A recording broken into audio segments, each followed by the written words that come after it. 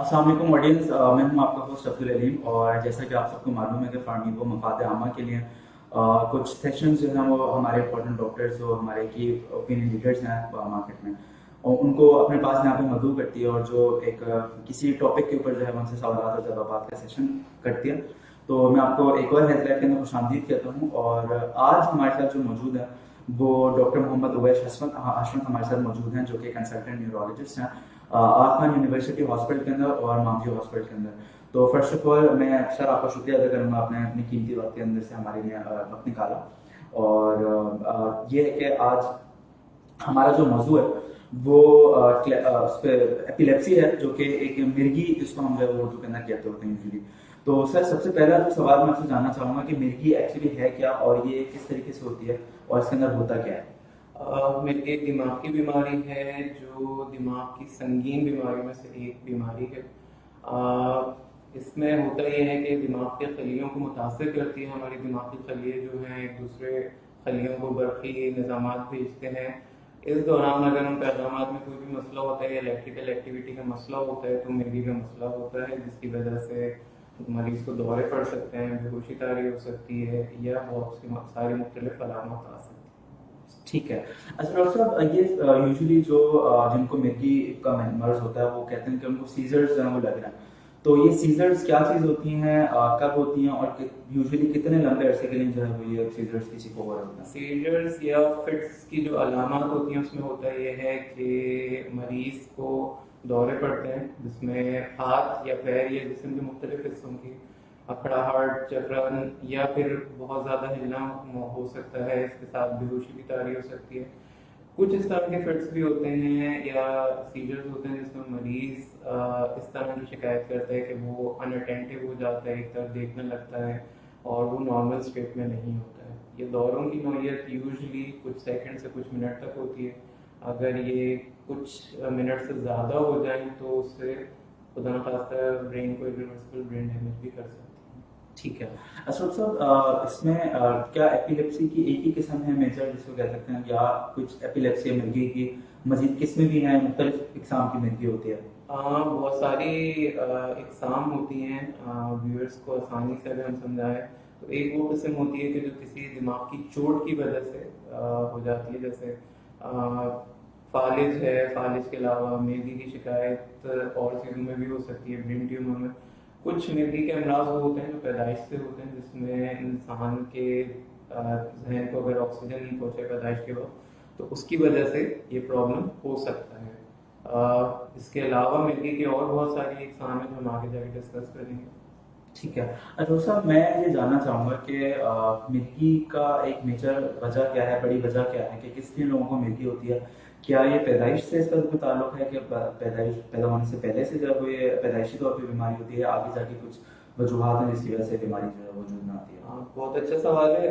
इंसानी रहम में अगर बच्चे को ऑक्सीजन का मसला हो, दिमाग की नशोनुमा ना हो तो पैदाइश से पहले मिर्गी के अलामत ज़ाहिर हो सकती हैं। इसके अलावा अगर बाद में इंसानी दिमाग पे कोई चोट लगती है, इन्फेक्शन होता है, फालिज होता है, ब्रेन ट्यूमर है या बहुत सारे और मसले हैं, उसकी वजह से भी मिर्गी हो सकती है। मुतादी बीमारी ये नहीं है, एक इंसान से दूसरे इंसान को नहीं लगती है। हाँ, ये ज़रूर है कि जनियाती अमल इसमें काले खैर में होता है। मिसाल के तौर पे अगर एक शख्स को बीमारी है और उसके और रिश्तेदारों में, तो ये आम तौर पे देखा गया है कि इसमें आगे जाके उनके बच्चों में भी ये बीमारी बढ़ सकती है, नमूदार हो सकती है। ठीक है। अच्छा डॉक्टर साहब, यूजुअली हम सभी लाइफ के एक ऐसे फेस में से गुजरे हैं जहाँ पे हमने कभी ना कभी कोई मिर्गी का मरीज जो है वो हमने देखा हो जिसकी हालत ज़्यादा ख़राब होती है, जैसे आपने अपने जिक्र किया कि सीजर या फिट्स उसको लग रहे होते हैं। तो ऐसी हालत में क्या करना चाहिए मिर्गी के मरीज से खुद भी, या जो उसके आसपास मौजूद लोग हैं उनको क्या लाया हमें अख्तियार करना चाहिए। पहली चीज़, अगर आपके सामने किसी मरीज को दौरा पड़ रहा है तो बेहतर ये रहता है कि मरीज को संभालें, उसको महफूज मकाम पे मुंतकिल करें। अगर वो बैठे हुए हैं या रोड पे गिरे हुए हैं तो किसी साइड पे मौजूद मुंतकिल उन्हें करें। दूसरी चीज़ ये कि उनके मुंह में कोई चीज़ डालने से परहेज़ करें। आमतौर पे कोशिश होती है लोगों की कि पानी पिलाने की कोशिश करते हैं, तो इससे इज्तनाब करना चाहिए। दूसरा ये कि उनको सीधा लिटाना चाहिए, उनके सर के नीचे तकिया रखना चाहिए। अगर सांस लेने में मुश्किल हो रही है तो उल्टी करवट लिटाने का हम यूजली कहते हैं। दूसरा ये कि काफ़ी गलत तस्वुरात हैं इस बारे में, सिचुएशन में लोग जूता सुंघाने की कोशिश करते हैं, मौजे सुंघाने की कोशिश करते हैं, इससे इज्तनाब करना चाहिए। दूसरा ये कि मिर्गी के मरीजों को खुद भी जैसे वर्क प्लेस पे हैं अपने कोलीग्स को आगाह करें कि वो मिर्गी के मरीज़ हैं। अगर ऐसी सिचुएशन होती है तो उसमें बजाय घबराने के उस मरीज ऐसे इकदाम करें जिससे मरीज की केयर बेहतर तरीके से हो सके। बाकी ये है कि हम ये एडवाइस करते हैं कि वंस स्टेबल हो जाए मरीज तो उसको अस्पताल में मुंतकिल करें। ठीक है। अच्छा डॉक्टर साहब, क्या मिर्गी की जो बीमारी है क्या ये क्योरेबल है? इसको किस तरीके से जांचा जाता है किसी मरीज के अंदर, और इसकी क्या ट्रीटमेंट है, इसके बारे में कुछ हमें बताइए। ट्रीटमेंट बेसिकली इसका एंटी एपिलेप्टिक अद्वियात है, मेन इलाज वही है। और उन दवाओं का जो इंतखाब है, बहुत सारी दवाएं मार्केट में हैं, उन दवाओं का जो इंतखाब है मरीज की जन्स, उम्र और पेशे के हिसाब से किया जाता है। ये न्यूरोलॉजिस्ट आपका डिसाइड करते हैं। दूसरी चीज़ ये कि ट्रीटमेंट की अगर हम बात करें, ट्रीटमेंट मौजूद है, क्योर एज सच नहीं है जो आमतौर पे कुछ लोग दावा करते हैं कि बिल्कुल सिरे से मिर्गी की बीमारी खत्म हो जाएगी। ऐसा नहीं है, इस पर कंट्रोल पाया जा सकता है, एक नॉर्मल जिंदगी गुजार सकते हैं। दूसरी बात यह आ जाती है इन दवाओं से मुमकिन हद तक झटकों की फ्रीक्वेंसी जो होती है हम उसको कम करते हैं, या कम से कम शिद्दत को कम करने की कोशिश करते हैं ताकि मरीज की जिंदगी ज़रा बेहतर हो सके। ठीक है।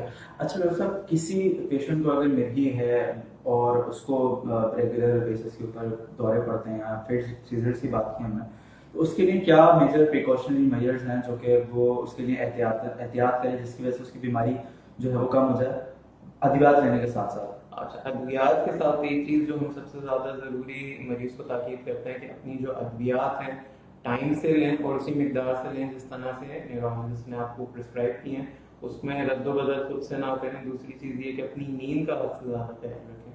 अगर आपकी नींद पूरी नहीं हो रही है, नींद में मसले मसाइल आ रहे हैं, तो ये दौरों की कैफियत को बढ़ा देती है, दौरों की फ्रिक्वेंसी को भी बढ़ा देती है। इसके अलावा जो चीज़ हमने देखी गई है वो ये है कि मिर्गी के मरीजों को चूँकि बाज़ का दौरे पड़ने के इम्कान ज़्यादा होते हैं, तो हम कुछ एहतियात बताते हैं कि आपने कुछ ऐसे पेशे हैं, अगर आप वो इख्तियार ना करें तो बेहतर है, खुसूसन जिसमें ड्राइविंग हो, मोटरसाइकिल चलाना हो, या किसी ऐसी जगह काम करने का जो डेंजरस साबित हो सकती है अगर मरीज बेहोश हो जाता है। इसके अलावा मरीजों को हम स्विमिंग से मना करते हैं कि स्विमिंग ना करें। कुछ ऐसी बीमारियां भी हैं मिर्गी के साथ जो उसमें कंटिन्यूसली दौरे पड़ते हैं अद्वियात के बावजूद, तो उसमें हम मरीजों को कहते हैं कि अगर आप वॉशरूम में भी जाएं तो आपने किसी को बता के जाएं और लॉक ना करें, ताकि अगर खुदा न खास्ता बेहोश होते हैं तो आपको संभाल सकें। ठीक है। अच्छा डॉक्टर साहब, क्या कोई ऐसी बीमारियां हैं मौजूद जो कि मिर्गी के मरीज को कि जो उसके मिर्गी की जो उसकी जो एक शिद्दत है उसको बढ़ा सकती हैं, या जो कोई ऐसी दवाइयाँ अद्वियात या कोई बीमारी ऐसी हो जिसकी वजह से जो मिर्गी की उसकी जो कंडीशन है वो मजीद बिगड़ सकती हो? काफ़ी अद्वियात ऐसी हैं जिनको अगर मिर्गी के मरीज लेते हैं तो उनके दौरों की मिकदार बढ़ सकती है। दूसरा ये कि किसी भी किस्म का इन्फेक्शन इंसान को होता है, जिसमें सीने का इन्फेक्शन है, पेशाब का है, तो उससे दौरों के होने की इम्कान बढ़ जाते हैं। ख़ास तौर पे बच्चों में अगर उनको बुखार होता है तो बुखार के साथ फिट्स की मिकदार बढ़ जाती है, उन्हें बार बार फिट्स पड़ने के चांसेस होते हैं।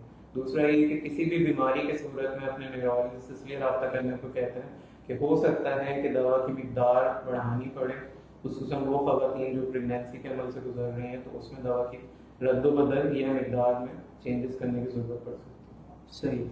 अच्छा कुछ डॉक्टर साहब ये भी एक आम ये बात बड़ी मशहूर है कि कुछ बाहर जो कि ज़ाहिरी रीजंस होते हैं, जैसे कि रोशनी का तेज़ी से आंखों के अंदर पड़ना, जैसे आपने अपने स्विमिंग की बात की है, तो इसके अलावा कोई ऐसे रीजंस हैं जिसकी वजह से ये एग्रेवेट बढ़ जाती है बीमारी या बीमारी जन्म ले लेती है उसका? इसमें लाइट का जैसे आपने जिक्र किया, बहुत सारे वाक़यात ऐसे देखे गए हैं कि लाइट बहुत ज़्यादा चमक रही है, जल रही है, बुझ रही है, तो उसकी वजह से कुछ किस्म की मिर्गी के झटके हैं वो बहुत बढ़ जाते हैं। दूसरी बात ये, इसके अलावा नींद का जैसे मैंने जिक्र किया, नींद में अगर रद्दोबदल आता है, या कुछ मुलाजमीन होते हैं जिनकी शिफ्ट चेंज होती रहती है, कभी दिन की शिफ्ट है, कभी रात की शिफ्ट है, तो उस रद्दोबदल की वजह से भी मिर्गी के मसले बढ़ जाते हैं। हम अमूमन मरीजों को कहते हैं कि आप अपना एक रूटीन फॉलो करें, उसमें चेंजेस ना लाएं, उस चीज़ में रद्दोबदल करेंगे तो ज़ाहिर है उसमें दौरे के इम्कानात बढ़ जाते हैं। सही। अच्छा डॉक्टर साहब, ये बीमारी एक आम बीमारी है और यकीनन जब किसी भी मरीज को दौरे पड़ते हैं, फिट्स की हमने जैसे बात की, तो इसकी एक बड़ा शर्मिंदगी का जो है एक मौका होता है उसके लिए, बड़ी एम्बैरसिंग मोमेंट होता है कि जाहिर सी बात है कि जो उसकी जो कंडीशन है वो उसके भी इख्तियार से बाहर होती है। तो ऐसी सिचुएशन में ऐसे लोग यूजुअली कहा जाता है कि एहसास कमतरी का शिकार हो जाते हैं। तो इसके हवाले से आप क्या कहना चाहेंगे कि किस तरीके से उनकी काउंसलिंग की जाए या उसके लिए क्या राय हमें अख्तियार करना चाहिए? अच्छा, इसमें थोड़ा सा मैं एडिशन करना चाहूँगा। ये सिर्फ मरीज के लिए शर्मिंदगी का बायस नहीं होता है, ये उसकी फैमिली के लिए भी होता है। हमारे पास काफ़ी मरीज आ रहे होते हैं, उनके फैमिली मेम्बर्स आते हैं जो इस चीज़ से शर्माते हैं, एम्बेरस हो रहे होते हैं और वो बताते नहीं हैं इसी वजह से, क्योंकि अगर किसी के सामने दौरा पड़ रहा है तो ये चीज़ उनके लिए बायस शर्मिंदगी का होती है, जो होना नहीं चाहिए। बीमारी किसी को भी हो सकती है। मसला सारा ये आ जाता है कि ज़ाहिर है बायस शर्मिंदगी है, लोग छुपा रहे होते हैं। इसकी वजह ये गलत समाजी रवैये हैं जो मरीज को सामना करना पड़ता है। जॉब्स के सिलसिले में, रिलेशनशिप्स के सिलसिले में लोगों को जॉब नहीं दी जाती है। जो मेबी के मरीज हैं उनसे डिस्क्रिमिनेशन करता जाता है, खुसूसन ख़वातीन के लिए ज़्यादा मसले होते हैं इस सिलसिले में। आप यकीन नहीं करेंगे, काफ़ी ऐसे मरीज आते हैं, अटेंडेंट्स आते हैं, फैमिली मेम्बर्स जो बताते हैं कि डॉक्टर साहब फैमिली मेम्बर को मिर्गी है, लोग रिश्ता नहीं करना चाहते कि इनसे मिर्गी है तो बच्चों में मिर्गी के चांसेस बढ़ जाएंगे, या अगर किसी के भाई को मिर्गी है तो इनसे अगर हम इनके भाई से हम शादी करते हैं तो खुदा न खास्ता मिर्गी ना हो जाए। तो ये रवैये बहुत ख़तरनाक हैं। इसकी वजह से मिर्गी के जो मरीज़ हैं उन्हें एक तरह से अकेला छोड़ दिया जाता है, जो और मज़ीद बीमारी में इजाफे का बायस बनता है। सही। अच्छा डॉक्टर साहब, ये जानना चाहूँगा कि क्या मिर्गी का जो मरीज़ है क्या ये जानलेवा है? यानी कि अगर दवाइयाँ ना ली जाएँ या सही तरीके से एहतियात ना की जाए तो क्या ये जानलेवा साबित हो सकता है? 1 से 2% चांसेस होते हैं सडन डेथ के। तमाम मिर्गी के मरीजों में चांसेस बढ़ जाते हैं अगर मिर्गी का मरीज अपनी अद्वियात नहीं ले रहे। अद्वियात नहीं लेगा तो दौरे पड़ेंगे तो उनकी ड्यूरेशन बढ़ सकती है, उसकी वजह से ब्रेन डैमेज हो सकता है, खुदा न खास्ता मरीज कोमे में जा सकता है। यस, बहुत ज़रूरी है दवाइयाँ वक्त पे और सही मिकदार में ले लें ताकि मौत वाला जो इनका ख़तरा है उसको हम ज़्यादा से ज़्यादा अवॉइड कर सकें। सही।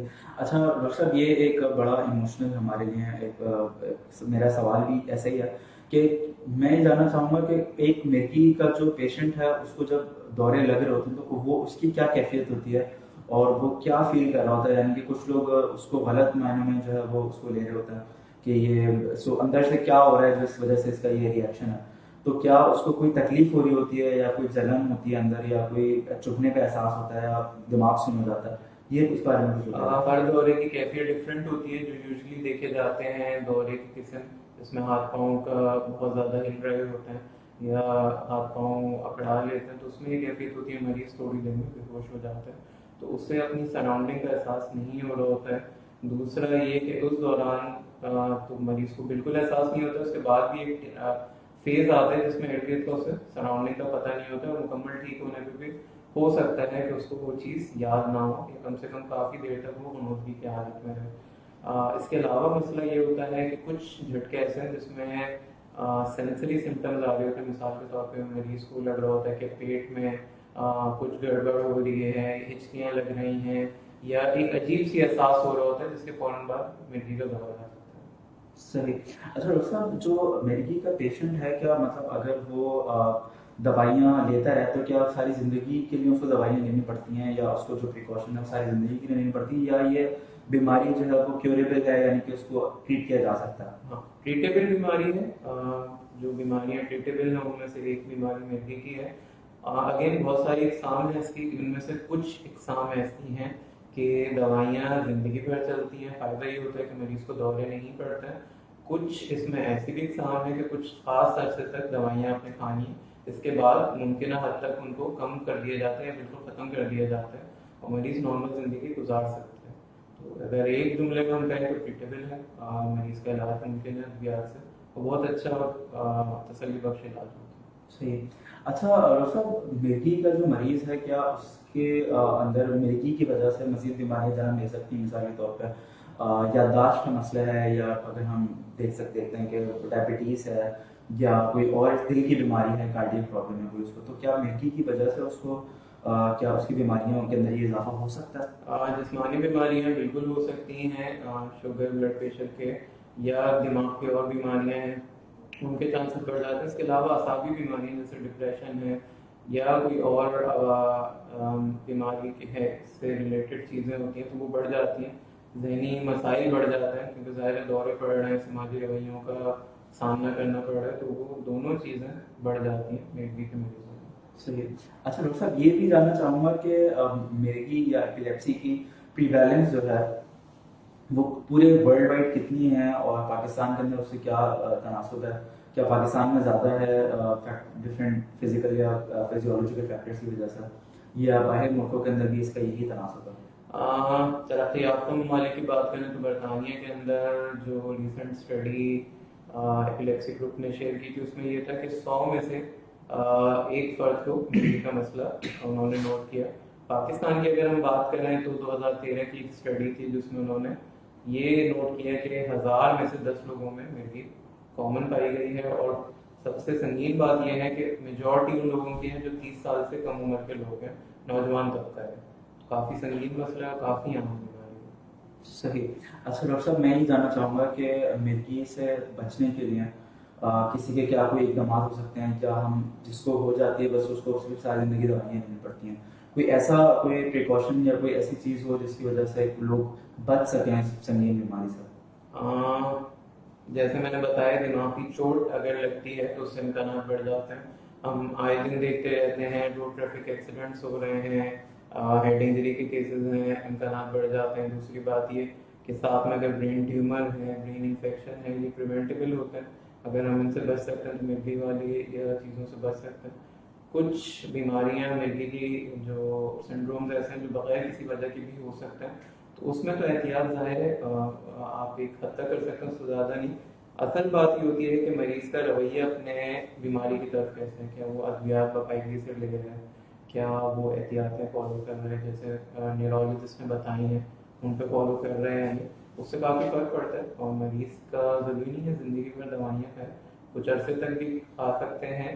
डिपेंड करता है बीमारी पे, या आपका न्यूरो फिजिशियन बेहतर डिसीजन ले सकता है इस सिलसिले में कि क्या दवाइयाँ पूरी ज़िंदगी खानी है, खा सकते हैं। सही। अच्छा डॉक्टर साहब, मैं ये जानना चाहूँगा कि अभी जैसे रमज़ान आ रहा है और मिर्गी के जो मरीज़ हैं उनको क्या एहतियात करनी चाहिए, क्योंकि रोज़े की वजह से क्या कोई उसके ऊपर असर पड़ता है मिर्गी के उसकी जो एक मिकदार है, उसकी जो उसकी वो है, तो उसमें क्या उसको एहतियातें करनी चाहिए? रोज़ा रख रहा है तो उसमें क्या एहतियात करनी चाहिए उसको, या अगर उसको रोज़ा रखना भी है तो डॉक्टर के मशवरे से रखे? इस हवाले से कुछ मैं जानना चाहूँगा। रोज़ा रखने के लिए न्यूरो फिजिशियन से मशवरा कर लें, मुनासिब बात है। दवा की मिकदार क्या है ये डिपेंड करता है। अगर वो दिन में से 3 से 4 दफ़ा लेंगे तो ज़ाहिर है रोज़े के जो औकात हैं उसमें हाई रुकावटें आ जाएंगी। दूसरा ये कि थोड़े से टाइमिंग इसमें चेंज कर सकते हैं अद्वियात के, जो 12-12 घंटे के हिसाब से दवाएं हैं उसमें हम देख सकते हैं कि थोड़ा सा टाइम उसमें मैनेज कर लें। दूसरा ये कि एक जैसे मैंने एहतियात के हवाले से बताया कि अपनी नींद का ख्याल रखना होता है। तो रमज़ान में इबादत का मौका होता है, इसके अलावा एक माहौल होता है रात को जागने का, तो उसको थोड़ा सा इज्तिनाब हम करने को कहते हैं कि अपनी नींद का ख्याल रखें ताकि ये दौरों में कमी आ सके, अद्वियात बाकायदगी से ले सकें और दवाई को कभी भी मिस ना करें। सही। तो मैं ये जानना चाहूँगा कि रमज़ान में यूजुअली हमारी एक प्रैक्टिस है कि हम लोग खाना ज़्यादा खा रहे होते हैं और हम लोग परहेज भी नहीं करते हैं, जो चीज़ बस सामने आती है हम लोग खा लेते हैं यूजुअली।